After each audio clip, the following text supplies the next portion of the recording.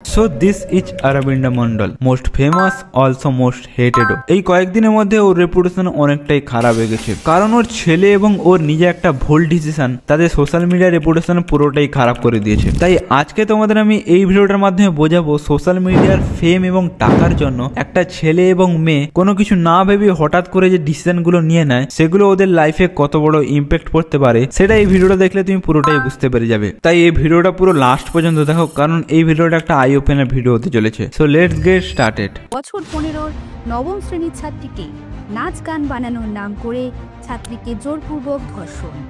So Aurobindo Mondal basically তার YouTube journey start করেছিল 8 মে 2023-এ। Are starting থেকেই সে তার ইউটিউব চ্যানেলে ডান্সের শর্ট ভিডিও আপলোড করতো। এমনকি প্রথম থেকেই সে তার ভিডিওতে মেয়েদের নিয়ে ডান্স ভিডিও শুট করতো, কারণ সে জানতো যে সোশ্যাল মিডিয়ায় খুব তাড়াতাড়ি ভাইরাল হতে গেলে তাকে মেয়েদের ইউজ করতেই হবে। আর ঠিক তেমনই হলো। তার চ্যানেল ক্রিয়েট করার পরই মাত্র 20টা শর্ট ভিডিও আপলোড করার পর তার একটা শর্টে 3 লক্ষের কাছাকাছি ভিউজ চলে আসে। যেহেতু বাংলায় ওই টাইমে ক্রিয়েটার অনেক কম থাকায় এবং ভিডিওতে মেয়েদের ইউজ করায় সে খুব তাড়াতাড়ি ইউটিউবে গ্রো করছিল। আর দেখতে দেখতে সে তার ইউটিউব চ্যানেলে 4.5 লাখের বেশি সাবস্ক্রাইবার কমপ্লিট করে নেয়। কিন্তু তার এই সাকসেস আজকে মাটিতে মিশে গেল।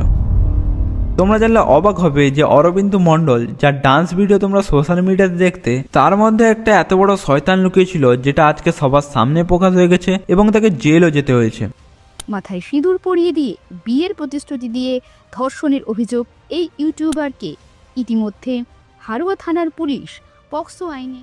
হ্যাঁ, তোমরা ঠিকই শুনেছো। অরবিন্দ মন্ডল যার কিনা ইউটিউবে 4.5 লাখের বেশি সাবস্ক্রাইবার আছে, সে নিজের মেয়ের বয়সী মেয়ে যে কিনা ক্লাস 9-এ পড়তো তাকে রিলস বানানোর নাম করে তাকে ধর্ষণ করে। যখন এই ভিডিওটা আমার ফেসবুক পেজে আসে তখন আমি একটু হলে অবাক হয়েছিলাম, কিন্তু জিনিসটাকে তারপরে ইগনোর করে দিই। কিন্তু হঠাৎ আমার মনে একটা প্রশ্ন আসে যে অরবিন্দ মন্ডল এতদিন ধরে এত মেয়ের সাথে ভিডিও বানানোর পর ক্লাস 9-এর মেয়ের সাথে এমন করলো কেন? আর আমি শিওর যে এটা তোমাদের মনেও আসছে যে এতগুলো মেয়েদের সাথে ভিডিও বানানোর পর কেন এত বাচ্চা মেয়ের সাথে এমন করলো। এর উত্তর অনেক কিছু হতে পারে। হয়তো আগে কোনো মেয়ের সাথে এমন করার পর তাকে ব্ল্যাকমেল করে এবং তাকে চুপ করে দেয়। আর তুমি যদি তার কন্টেন্টটা একটু ভালোভাবে ফলো করো তাহলে দেখতে পাবে আগের থেকে তার এখনকার কন্টেন্টগুলো একটু বেশি ক্রিঞ্জ। কেননা তার কন্টেন্টে ছোট বাচ্চা কাছ থেকে শুরু করে বয়স্ক বৌদিদের নিয়ে রিলস বানাতো। আর সেই রিলসের মাধ্যমে সে কোথায় পিছনে মারছে, আবার কোথাও লোকাল এরিয়াতে গিয়ে শর্ট ড্রেস পরা মেয়েদের নিয়ে রিলস শুট করছে। কিন্তু তাও তাকে অডিয়েন্স অনেক ভালোবাসা দিত। কিন্তু তার এই কুকর্মের ফলে যারা তাকে এত ভালোবাসা দিত, এত সাপোর্ট করত, এখন তারাই ওকে ভরে ভরে গালি দিচ্ছে। একটা কথা আছে, তুমি যেভাবে তোমার ফেম গড়ো ঠিক সেভাবেই তোমার পতনও গড়ে ওঠে। তাই অনেস্টি এবং রেসপেক্ট হারালে তুমি যত বড়ই হোক না কেন শেষটা ভালো হবে না। যেটা দোষ করেছো সেটা সাজাতেও তাকে পেতেই হবে। যেমন তুমি এক্সাম্পল ধরে নাও শাহরুখ খান, যে এত বড় বলিউডের স্টার, তার মতো লোকের ছেলেকেও জেলে যেতে হয় শুধুমাত্র ড্রাগ স্মাগলিং এর জন্য। কারণ আমাদের ইন্ডিয়ান নিউজ চ্যানেলে সেটাই দেখানো হয় যেটা বেশি টিআরপি হবে। এটাই হলো ইন্টারনেটের রিয়ালিটি। এখানে তুমি যত বছর ধরে কষ্ট করে বানাও না কেন, যদি তুমি একটা ছোট্ট কোনো ভুলও করে দাও সেটা কেউ ভিউজের জন্য এত বড় করে দেখাবে যে অডিয়েন্সের চোখে একটা নেগেটিভ জিনিস চলে আসবে। যেখানে আজকের দিনে দাঁড়িয়ে ইউটিউবাররা শুধু একটা এন্টারটেইনার না, বরং একটা পাবলিক ফিগার, ইনফ্লুয়েন্সার। তাদের প্রতিটা কথা এবং প্রতিটা কাজ মানুষ ফলো করে। তাই তুমিও যদি একজন ইউটিউবার হও, ভিডিও বানাও, তাহলে এটা মনে রাখবে যে মানুষ শুধু তোমার ভিডিও দেখে না, তারা তোমার মনোভাব ও ভ্যালু সিস্টেম বোঝে। তাই যখন একজন ক্রিয়েটার যে এমন কিছু করে যেটা নেক্সট জেনারেশনের জন্য বিরাট একটা খারাপ প্রভাব ফেলবে, তখন